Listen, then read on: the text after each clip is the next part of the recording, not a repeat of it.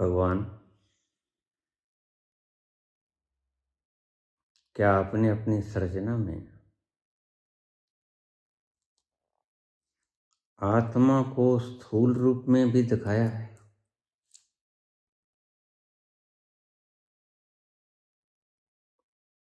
जिसे हम देख सकें और जिसके गुण तत्व बिल्कुल कॉन्शियसनेस जैसे हों। हाँ, बनाया है। आत्मा की परिभाषा भगवान कृष्ण ने गीता में दी है। नैनम छदंती शस्त्राणि, शस्त्र उसे काटते हैं। नैनम दहति पावका, नाक जलाती। न चैनम क्लेदन्त्यापो न शोषति मारुता। चिंता की आग उस तक नहीं पहुंचती, दर्द उसे नहीं होता, न वो भीगती न वो सूखती। यही है ना। लेकिन आपने देखे नहीं, वो महसूस किया। आओ मैं तुम्हें दिखाता हूं। बिल्कुल उसका प्रतिरूप शरीर के भीतर ही मैंने फिक्स किया। क्या है वो? वो है दिमाग, ब्रेन, मस्तिष्क। तुम चौंकोगे, लेकिन चौंको मत। जैसे आत्मा जानता है कि शरीर में दर्द हो रहा है, वैसे ही बिल्कुल आत्मा की प्रतिकृति मैंने दिमाग को बनाया, जिसे तुम देख सकते हो। चीर फाड़ करके देख लो।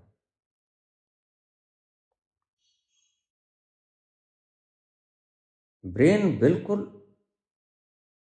आत्मा जैसा स्वभाव रखता है।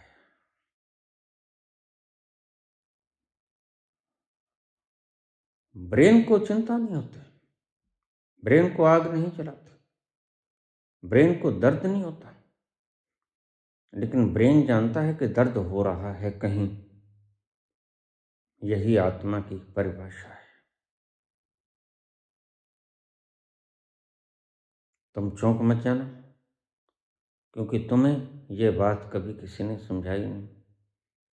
तो देखी नहीं तो समझाएगा कौन? जैसे आत्मा को दर्द नहीं होता, दर्द होता है यह आत्मा जानता है, ऐसे ही ब्रेन को दर्द नहीं होता और तुम उसे देख सकते हो। आत्मा को तुम देख नहीं सकते, ब्रेन को तुम देख सकते हो। पूछिए साइंटिस्ट से, डॉक्टर से, कि क्या ब्रेन में दर्द होता है कभी? वो कहेंगे नहीं होता। और बहुत से डॉक्टर ब्रेन को ही आत्मा समझ लेते हैं। यही गलती हो जाती है।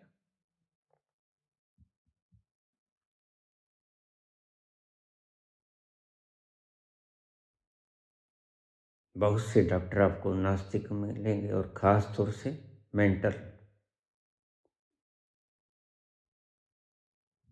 जो दिमाग के डॉक्टर है, सर्जन है। क्योंकि दिमाग के पास से कोई रिसेप्टर नहीं होता नर्व का।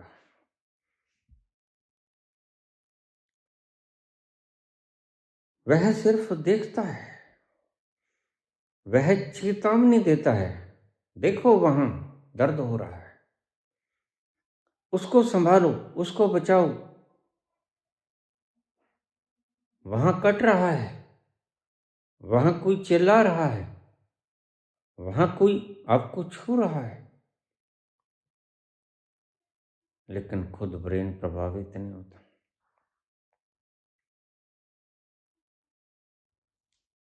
फिर चिंता किसे होती है? चिंता दिमाग को नहीं होती, चिंता मन को होती है। फिर मन क्या है? विचारों का एक समूह, कल्पनाओं का जाल, डर का कंपन, चिंता की आग।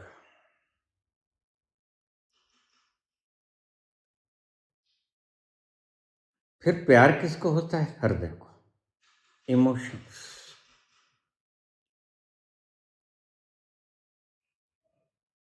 मन, विचार, हृदय, इमोशंस, भावनाएं, इनको ठीक तरह से समझ लेना। गहरी बातें हैं, लेकिन आपको आज तो मैं वैज्ञानिक दृष्टि से समझा रहा हूं। आज तो समझ लो। सिर्फ आत्मा ही नहीं, कृष्ण कहते हैं आत्मा प्रभावित नहीं होती। आत्मा दर्शन करती है, इट्स जस्ट ऑब्जर्वर। तो ब्रेन भी जस्ट ऑब्जर्वर। और आत्मा को तुम देख नहीं सकते, और ब्रेन को तुम अच्छे से देख सकते हो काट पीट का। जब आप सिर का ऑपरेट करोगे और ब्रेन का वो हिस्सा आएगा, उसमें आप कुछ भी किए जाओ, काटे जाओ, पीटे जाओ, जरा भी दर्द नहीं होगा। क्यों? Because receptors are not there. Nerves के रिसेप्टर नहीं। बिल्कुल आत्मा जैसी परिभाषा। दिमाग सिर्फ संकेतों को प्रोसेस करता है, मन विचार करता है। डर है, चिंता है मन के पास, हृदय के पास तो भावनाएं हैं, लगाव हैं, लेकिन उससे पार एक चेतना जिसकी बात कृष्ण करते हैं, जिसकी बात संत करते हैं, वो साक्षी, अडोल, शाश्वत। चिंता किससे होती है? मन को। क्यों होती है? भविष्य की कल्पना करता है, अतीत की स्मृतियों से, कामों से डरता है। अगर ऐसा हो गया तो सोचता है, तुलना करता है, कंपैरिजन करता है, भय पैदा करता है। इसलिए कहा जहां मन वहां चिंता, जहां चेतना वहां शांति।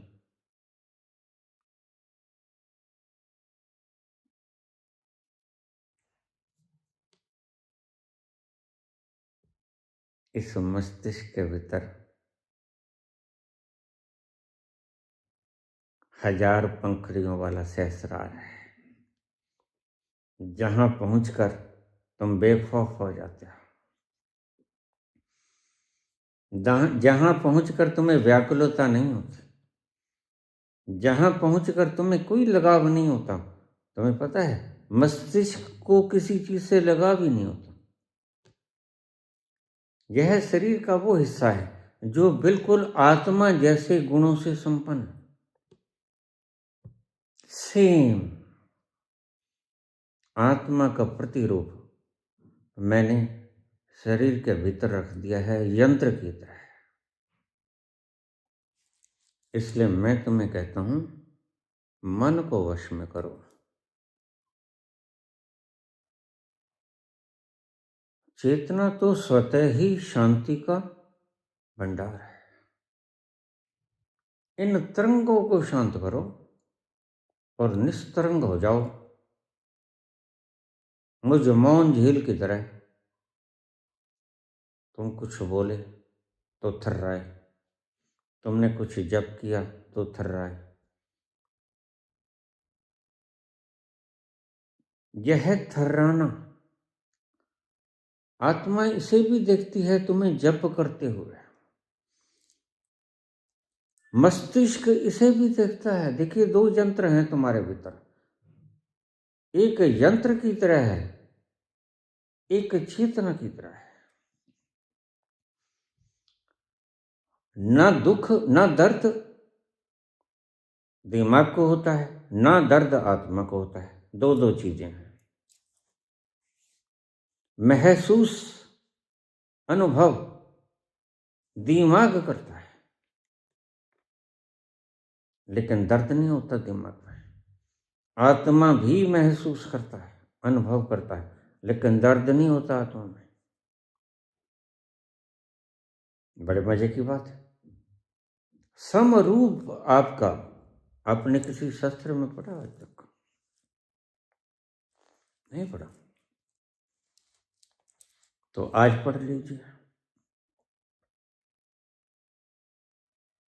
जैसे गुण आत्मा के हैं, वैसे ही गुण मस्तिष्क के हैं। इसलिए बहुत से साइकियाट्रिक्स इस भ्रम में रहते हैं कि वह जिसे आत्मा कहते हैं कृष्ण, वह ब्रेन ही तो है। नहीं, ब्रेन का भी साक्षी है आत्मा। ब्रेन तुम्हारा साक्षी है यंत्र का, इमोशंस, हार्मोन्स उसका साक्षी है। कहाँ दर्द हो रहा वह तुरंत कहेगा, देखो वहां। वह तुम्हें चेतावनी देता है, जस्ट वार्न। आगे काम तुम्हारा है, आगे काम यंत्र का है, और यंत्र बड़ा गहरा है, इसे समझ ना पाओगे। तुम तो अभी तक ब्रेन तक को नहीं समझ सकते। देखिए कितने होशो हवास खो बैठे हैं हमारे।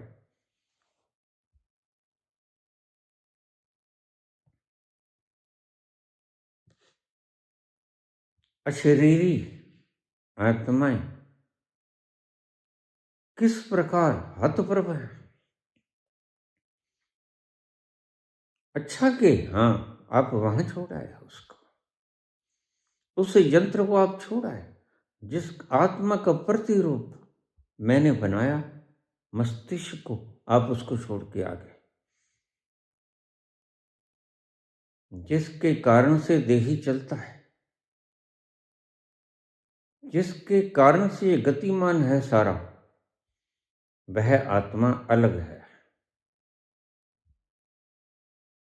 थोड़ा शब्दों में समझाना मुश्किल पड़ेगा, शब्दों में आता नहीं हो, इसलिए तुमने पूछा क्या आपने भगवान अपनी सृष्टि में आत्मा का प्रतिरूप रखा? हाँ, ब्रेन रखा। ब्रेन को दर्द नहीं होता, काट दो, पीट दो, नहीं होता, जला दो, नहीं पता लगता।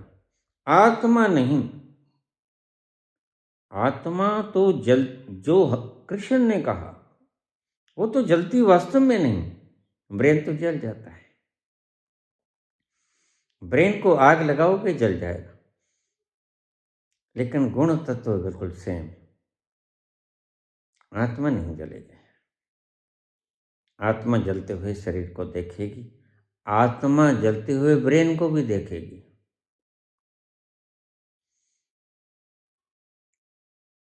वह सुपर ऑब्जर्वर है, ऑब्जर्वर का भी ऑब्जर्वर है।